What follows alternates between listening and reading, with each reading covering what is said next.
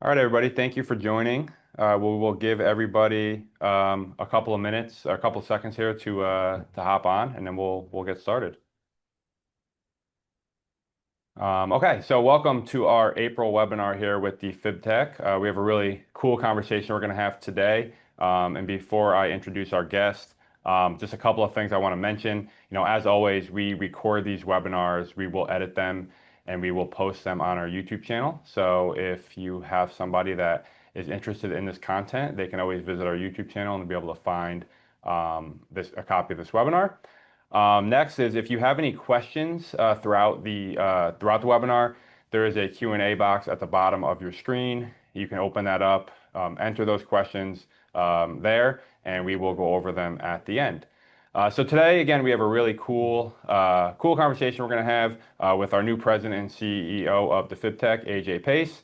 AJ started on April 1st, so he's a couple of weeks in. And AJ, thank you for taking the time to be here. Thanks for having me, Mike. Excited to do this. Yeah, it's gonna be great. So it's been 18 days. So how have the first couple of weeks been? Exciting. So it's cool to kind of be in every conversation throughout the organization now. So you've always, and I've had different roles in different departments throughout, but now kind of being, overseeing all of it and hearing everything that's happening, the challenges, the opportunities, and all that stuff is really cool. And then being able to kind of give my 2 cents into it and then let the leaders kind of drive through the solutions. I think it's just cool. I'm super excited about it. So it's been fun so far. It's a lot. It's different, right? Because, everything kind of comes back to my office now. But it's a cool kind of feeling from, just being here for so long and being able to get to that point. Yeah, awesome. No, I know we're super excited about it, and I want to kind of go back in time a little bit because you started at the FibTech back in 2003. Yeah. And how did you even kind of get here? What was your first role? So first role was intern, right? Is our old VP of Quality and Regulatory used to say, Ed Horton, he used to say, you got hired to move furniture. So, right. I found out about it. So my mom worked with this woman who happened to be neighbors with the founder's parents. So they said, hey, we're looking for an intern to come in. It's a medical device company. And at that time, I was working in Fairhaven, Connecticut at a marketing communications agency. So kind of just doing normal intern stuff there, waiting to graduate in towards the end of that year. And I was like, oh, med device. Wow, that's cool. That's something you can make a career out of. So, I went there thinking they were looking for a marketing intern, which later on, a couple of years later, I found out they really weren't. They were just looking for an intern, right? So I show up, suit, resume in hand, and I go up. I pull up to the location, and at that time, Defibtech was a startup. It was really 7 people in a small office above a Dunkin' Donuts in Guilford. So I'm like, this is kind of weird, right? Like medical device company. So you kind of walk up the stairs, and one of our founders was Ginter's Weichnies, and he's, big personality, like kind of bigger in life. And I walk in and he looks at me and he goes, yeah, we don't dress like that. So it was like a quick conversation through. Him and I kind of hit it off, and then he was like, yeah, we need you. When can you start? So basically I started right away as an intern. I think it started like 3 days a week. And, I kind of went in there and they didn't really have a plan to have an intern. It was just kind of whatever they had, they kind of threw at me. So it was just, I kind of just would show up every day, sit at whatever desk one of the other guys wasn't in that day. I would sit at their desk, use their computer, and then it just kind of grew from there. That's awesome.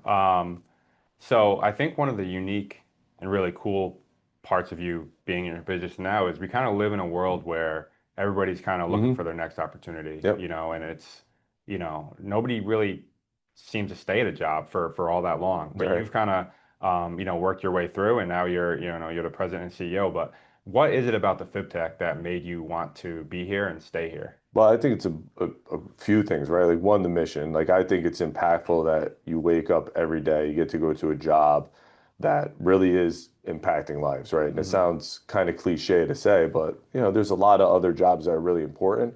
But I feel like there's nothing more important than when you're impacting people being alive and going home to their loved ones and making that next birthday party, that next wedding anniversary, and big special events, right? And keeping the family dynamic, going through that, and people not suffering the heartache that a lot of people suffer, right? To have a small piece in that for me is like really exciting and really fulfilling. So, and I truly believe that. The other part is just, I think even though it's changed throughout time, right? The culture and Hmm. things, it was cool being part of a startup. Then it was Hmm. exciting going through an acquisition. Then it was exciting kind of going through that. So it's been like the same company, but it's just as it's evolved. And, listen, I've had opportunities to kind of move and grow Hmm. with the company. So I think that's exciting too, where they've been different roles. So I never had a search outside. I Hmm. was always really comfortable here and I was always given, a lot to do and a lot to accomplish. And, I think that's kind of why I stayed here. Hmm. That's awesome. So staying back when you, I guess going back to when you first started, Hmm. you learn about what the company's doing and trying to Yep. do. And then at some point you start hearing about the impact, right? You hear Yeah. about, and you just kind Yep. of mentioned it, right? I think we talk a lot about like the AED saves a person, but it saves more than a person. It saves a family, it saves friends, it saves a community. Can you talk about what it was like early on, kind of hearing about those like first couple save stories and the impact it had on the company? Yeah, I mean, so me coming in, it was, still early 20s, Hmm. right? So it's kind of, you're kind of finding your way in like your career and Yeah. what it actually means. And to start hearing, oh, hey, Cintas, who's one of our big strategic partners in North America, they were one of our first distributors. So when they start sending in like, oh, we had a save here and we had a save here, and then you start to realize what the save actually means. It means someone's alive that Hmm. wouldn't have been alive Hmm. normally, and it's directly related to the product that you're helping commercialize, right? And to actually push out into the market. I think that's like it was like kind of an eye-opening moment. You're like, well, wow, people are affected by what we're doing. And to your point, it's really not just the person's alive, it's the whole family, the friends, Hmm. everything.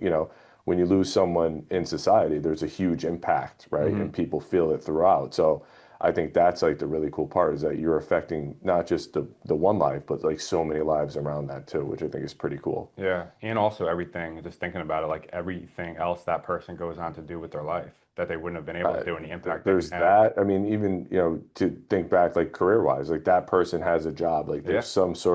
they're doing some sort of fulfillment in society, right? So like to lose that, it's a gap, Yeah. right? And with sudden cardiac arrest is like, most of the time it's way too early for Yeah. that person not to be here with us. So I think that's really, really impactful. Yeah. And one of my favorite just stories of that is I have a friend who's a survivor and she has three girls and she had her third girl after, Amazing. which is amazing, Yeah. right? She was It's the able to coolest like bring thing. in, yeah, so Right. it's really, I really love cool. that. So, all right, so, you've had a lot of different roles, which you mentioned Yep. in production, manufacturing, corporate development, marketing, and, which kind of offers you, again, a unique perspective Hmm. on the company, but Right.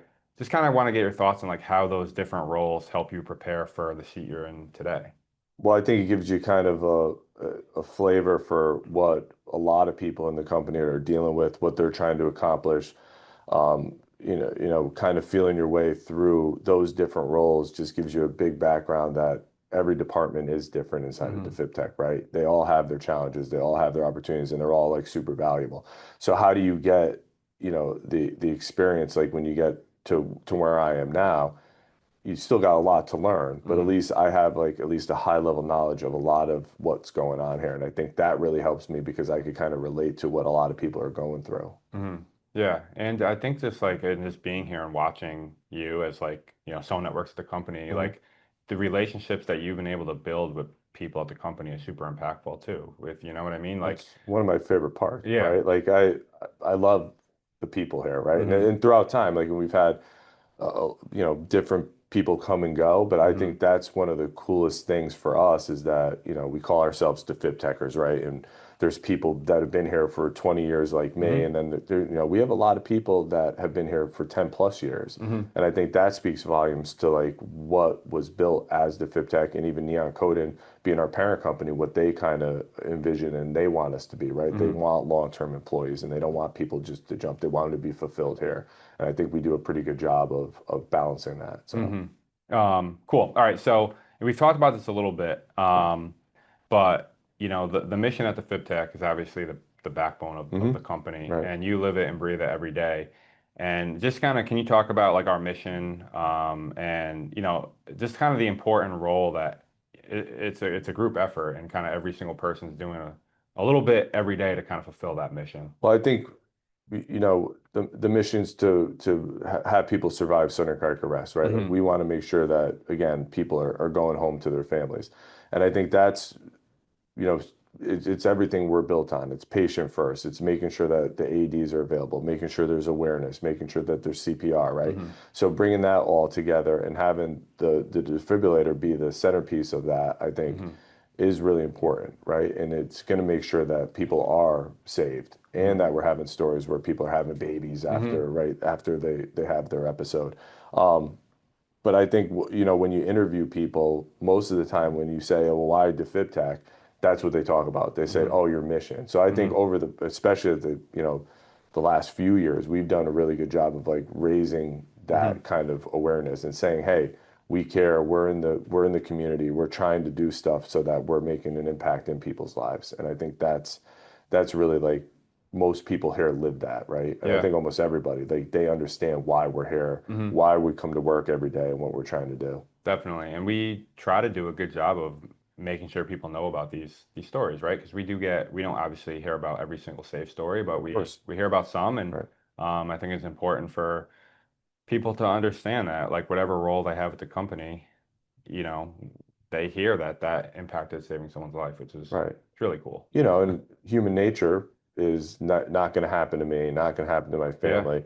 And I think that's a big piece of this is that there is a chance, right? And there's a pretty good chance that you will be impacted Hmm. some way by sudden cardiac arrest. Hmm. And just making sure people are prepared and at the very least they're aware that it could happen, right? So that you're learning CPR, you're learning where the defibrillators are, right? I think that's what is really important. Even if we don't sell our product, right? Making Yeah. sure there's an AED available and the people have the awareness, I think's one of the 100%. best things that we do. Definitely.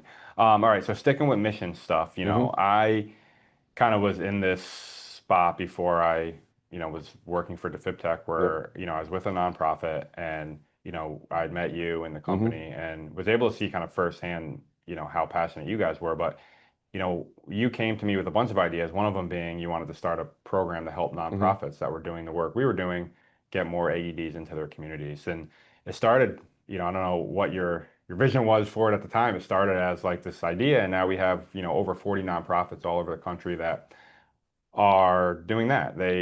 We partner with them. They place AEDs in the community, and in return, it saved countless number of lives. So, Hmm. what are your thoughts on, these nonprofits that are doing this work and the important impact that they're having? Well, those are the people that have been uniquely affected by it, right? So Hmm. they're really living it, and most of the times it was born out of a nightmare of some sort, right? Hmm. They've lost somebody close to them. And I think that being able to lend that level of support to groups that are doing so much of the awareness work, so much of making sure that that doesn't happen to somebody else, Hmm. it's the least we can do to kind of support that. I'm always impacted, and I always like, yeah, I get chills. Like we had a nonprofit meeting down in Yeah. Washington, D.C. a couple years ago to hear the stories about what people went through and then how they've made it their mission now to make sure that doesn't happen to somebody else, I think is really cool. And that's kind of where the nonprofit program was born to. It's like, how could we give something back to these people that are doing all this work in the Hmm. community? And I think, did I envision it would be as, 40 plus nonprofits like we're talking about? No, but I think you're a huge part of that, right? But meeting and networking with those people has been really impactful for my life. Forget like the career-wise part of it. I Yeah. just think that's cool. Yeah, it's a really like inspiring group of people, like you said, that have been, been through something that for a lot of them is unimaginable, and now they're trying to help other people, which is Yeah, and they want to make sure that doesn't happen to somebody else, yeah. right? They don't want to have, someone lose a spouse or a child, Hmm.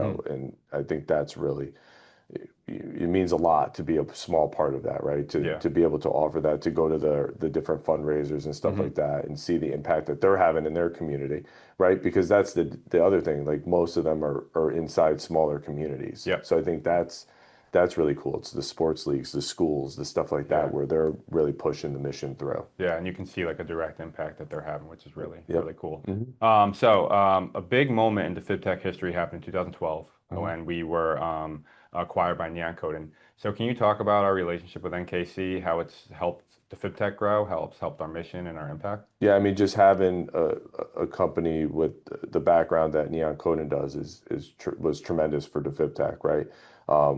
It was kind of that was the next step for us, right? We went from a startup, very successful, and then having Neon Coden above us kind of opens a bunch of other doors, right? We have subsidiaries globally. Hmm.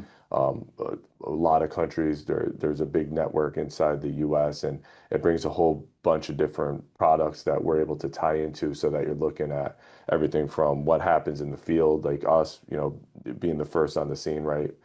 First responders all the way through being released from the hospital. So now it's kind of this whole portfolio of products that you're a part of, which is really cool to see. Yeah, definitely. Just want to remind everybody, if you joined late, if you have any questions for AJ, you can throw them into the Q&A box at the bottom of your screen. We're going to get to them at the end. I know it's going to be hard to pick one, Hmm. but is there a moment in the FibTech history or that is kind of unforgettable or something that you're most proud of, or a couple, something? I mean, there's a lot, right? Yeah. Because it's been 20 something years, and every role I've had something cool happen, right? Hmm. That you never forget.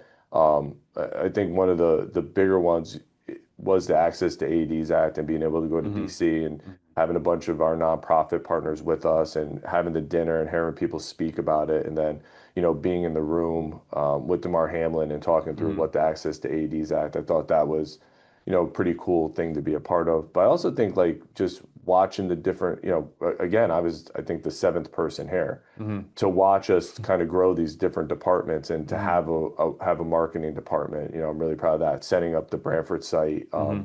getting the device through PMA approval, like all that stuff, I think is really cool and impactful to see that happen over the years. Yeah, awesome.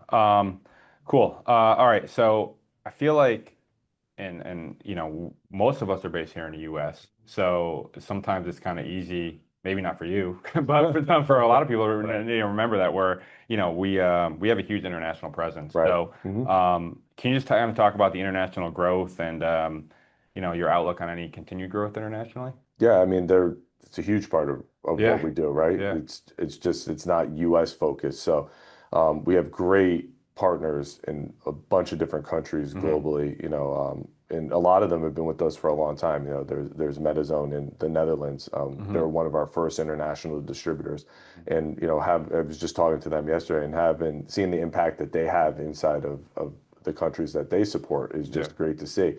And it's the same mission that we follow. There's Defib France, like Hmm. obviously in France, doing the Hmm. same thing, and you kind of see that happening, right? And you Hmm. could see that it's not just in the U.S., but it's all over the world and globally. It's cool to see, and they're a huge part of what we do.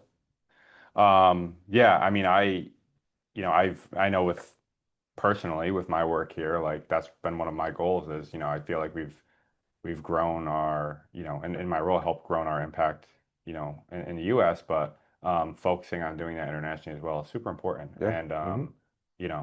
yeah, so okay.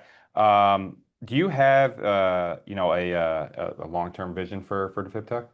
Yeah, it's to raise survival rates, Hmm. right? So survival rates have kind of been stagnant, 10%, right?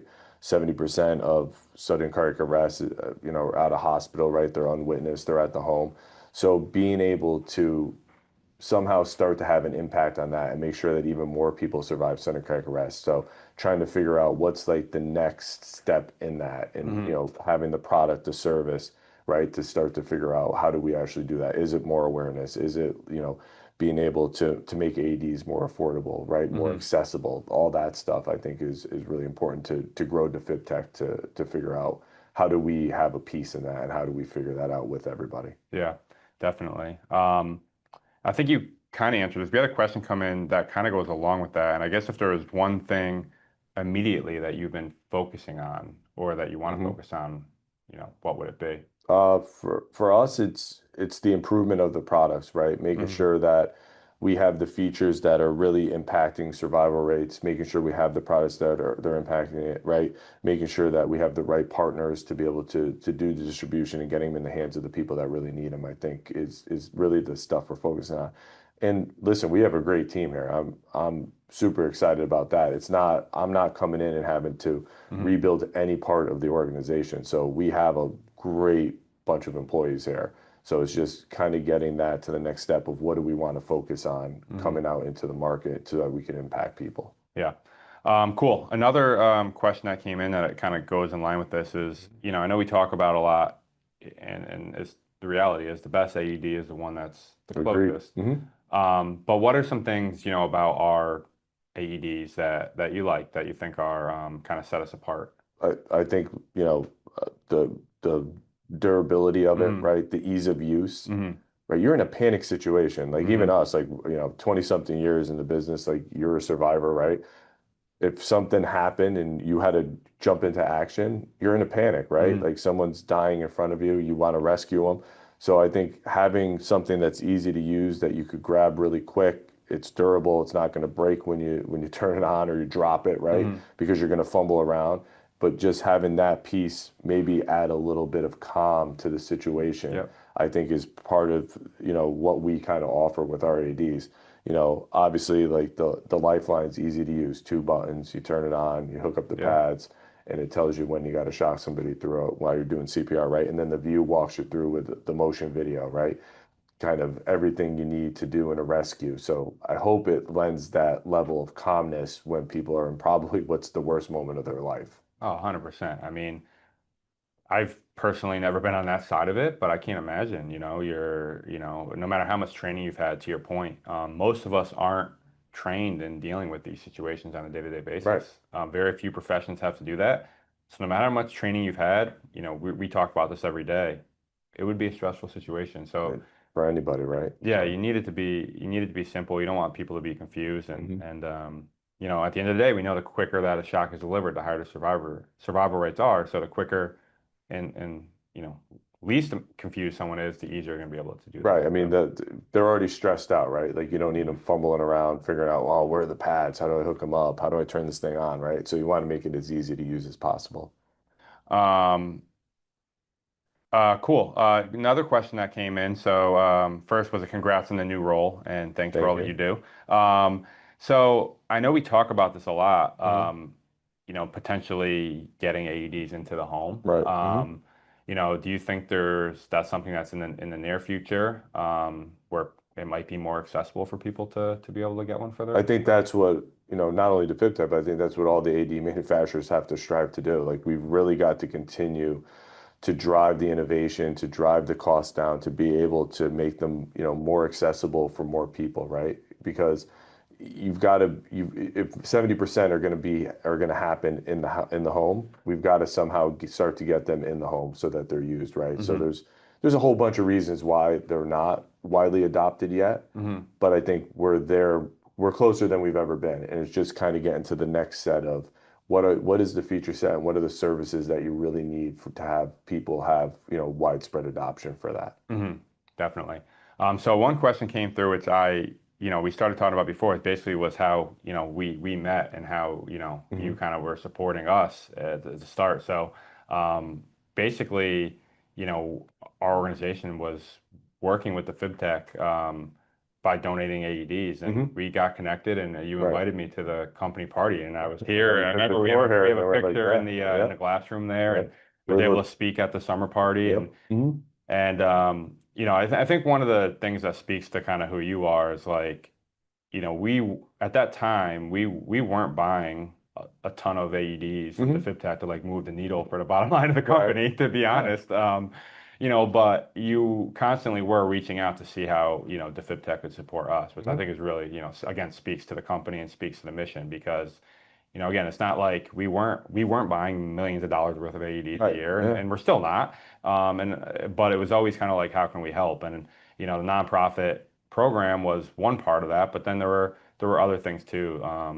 And so someone asked how we met, Oh, and yeah. how the relationship Yeah. kind of built from there. And again, just so appreciative for you always looking out for us, and Right. again, all the nonprofits that are. Well, and I think like that meeting, right? Because I remember it, right? You Yeah, came here, we did the tour, and then yeah, went to the summer party. You told your story, and you're yeah, like, listen, you're a young guy, and hearing that, and you're like, wow. yeah. And you say it all the time, like you're a one in a million, right? Hmm. Because you didn't have access early to defibrillation.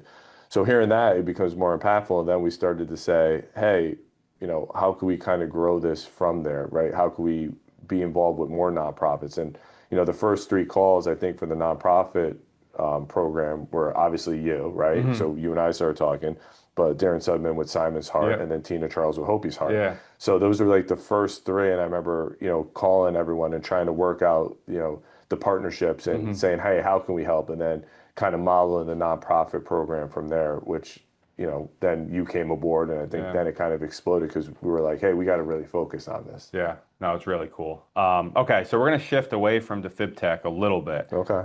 So again, knowing you, I know you're never not connected to your email, but Yeah, can you talk a try little that. bit about what your life looks like whenever you leave the office? I don't want Yeah. to say 5 o'clock. So I'm married to my wife Tina. So we've been married for since 2009, right? So we have two little boys, right? Hmm. 14 and 9. So it's totally just chaos with sports, right?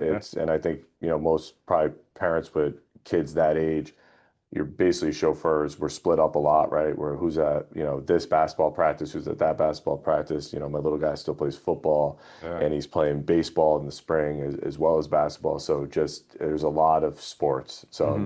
my wife's a trooper because, you know, she's totally involved. She's at every sporting event with me. So, it's really cool to see. But that's Yeah. probably, I would say 95% of my time is spent at some Yeah. sort of youth sporting event. And you don't really say no to things because I know you've been the president of Right. the youth football organization Yep. here in town, and you coach. Yep. You coach the kids too, which is really cool. Right. So my question is, um, if you were one of the kids on one of the teams that you coach, how would they describe Coach AJ? I think they'll describe me as tough, Mm. a lot of tough Good. love, right? And I think that's part of coaching, but like they know that, my expectation is they can do anything they want if they Hmm. work hard. And I think that's what I always try to impress upon them, that when you walk into the gym, and it's anything in life, like you have to have the confidence that you're going to be successful. And that's what I try to impress upon them. Like, hey, you guys can accomplish whatever you want. It's hard work and believing in yourself, right? Hmm. So I think trying to push that to them.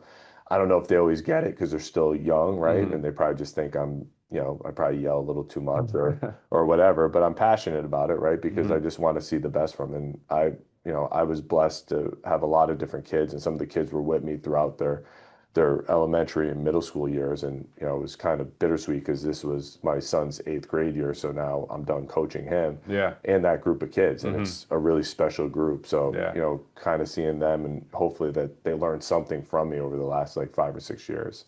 Yeah, totally. That's cool. And I feel like, and we've talked about this a lot when it comes to coaching. Yeah, I think when you coach, no matter what age group the kids are, you know, really young kids, middle school, high school, college, profession, whatever it is, it's kind of the same, right? You're leading kids, you're leading people to try to be the best version of themselves.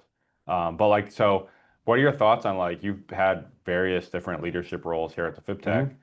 How has that helped you as a coach? And then also how has helped coaching, helped you in your role here at the FibTech? Well, you're dealing with different personalities, whether they're little kids or they're adults. Everyone has a different personality. But I Hmm. think just modeling how you want people to act. So, Hmm. how do you act every day? How do you interact with people and pushing that upon them? So Hmm. you can't ask people to do stuff that either you won't do or you're not living, right? Hmm. And I think that's kind of how I try to model myself, is try to be the best version of me that I possibly. Hmm. No one's perfect, right? We all make mistakes, but just showing them that if you're just genuine to people, right? Like good stuff happens throughout. And I think that's it. And, living by example. Hmm. Cool. All right. So I'm going to give people last chance here to answer questions because we're wrapping up, or to ask questions because we're wrapping up. So we're going to do a lightning round where I'm going to ask AJ a couple questions that are not defib tech related at all. And you have to say the first thing that comes to your mind. All So right. we're going to start. It's going to be super easy to start, and then Yep. we'll go from there. So first one is favorite color. Black. Okay. Yep. Pasta or pizza? Pasta, because my mother-in-law would be really Yeah. mad if I I said was going to pizza say because tough, she's a great cook. tough So, question for an Italian guy. Beach or pool? beach. Okay. Favorite athlete of all time? So it's probably Shaquille O'Neal, and then right behind it, Dan Marino. Okay. All right, so this is maybe the most important one for me, MJ or LeBron? So this is a tough one for me, right? So my 9-year-old loves LeBron, Yeah. but being like, as old as I am, you got to go Michael Jordan, right? You Okay. got to go MJ. So I knew there was a reason you were a And good he'll be guy. mad All now when I get home if he's right. listening to this. I back you up on that one. So, all right. If you could eat one food for the rest of your life, what would it be? I love breakfast sandwiches, so bacon, egg, and cheese, which is probably sounds ridiculous, but Cool. On a bagel. On a bagel or hard roll. hard roll? Yeah, Okay. yeah. All right. If you could travel any place in the world right now for fun, no work involved at all, where would you go? So probably Turks and Caicos. Okay. Yeah, so that's where my honeymoon was, and Nice. it was like the Yeah. best ever. So, All right. Favorite sports memory. This is a double set of questions. Favorite sports memory for you as an athlete and favorite sports memory for you as a fan. oh, so me as an athlete, I didn't have too Or as a many. coach. Yeah, I was gonna say I'd rather go coach probably, right? I don't think I had too many like highlights when I was playing. As a coach, it's just the whole experience. I think this past eighth grade year, like hmm seeing our kids develop and seeing how much better they got and being really competitive with a lot of good teams this year. Yeah. I had a blast this year. I Yeah. thought it was probably my favorite year of coaching, and maybe it was because it was coming to an end, so you kind of appreciate it a little bit more. But that's definitely probably been the hmm highlight for me. Yeah. And what about as a fan of As a you know, fan, well, UConn UConn? national championships, yeah. I mean, especially not, all of them are great, right? And Yeah. they kind of something different being a huge basketball fan and growing up in Connecticut. But the first one with the boys 2 years ago, I thought Yeah. was really cool because it was like the first time they were like super into it. So like Yeah. watching them kind of get all hyped up about it was fun. That's awesome. All right. So this question could change in a couple years. I don't know. But if you go out into the driveway and play a game of one-on-one with the kids, who's winning? So right now I'm still winning. Okay. My 14-year-old's he's beat me one, Yeah. and if I don't say that, he'll say he threw up a miracle shot one morning before work. So, Yeah. but he's there. I don't think it's going to last a Yeah. lot You longer. must No, I have learned mean, that and eventually. Father Time's not on my side, and Yeah. they're way more They're talented hitting than I their am. I'm prime. just getting by because I'm 6'2", Yeah. and they're not. That's awesome. All right. So last question. If you could go back in time and give, I guess, AJ, the intern that walked in overdressed for his first day, any piece of advice, what would you give him? It's stay the course. It's work hmm hard, right? And believe in yourself. And it's the same thing I said, like with sports. I think growing up, like you don't have as much confidence as you do as you kind of, hmm get more comfortable in your skin. But just if you're true to yourself and you work hard and you believe in what you're doing, good hmm things happen. You'll get opportunities and you just got to make the most of your opportunities once they come. Awesome. Cool. So I think that wraps it up. I don't think we have any more questions. So All right, great. thank you again Yeah. for I know you got a little more on your schedule these days than you did Yeah, it's before. a So little bit busier. appreciate you taking the time and like we said in the beginning, we will edit this and put it on our YouTube channel. If you have any friends or family that would like to check it out, you can always see it there. And yeah, thanks again and thanks All right. everybody for joining. Yeah, thank you, everybody. Thanks, Mike.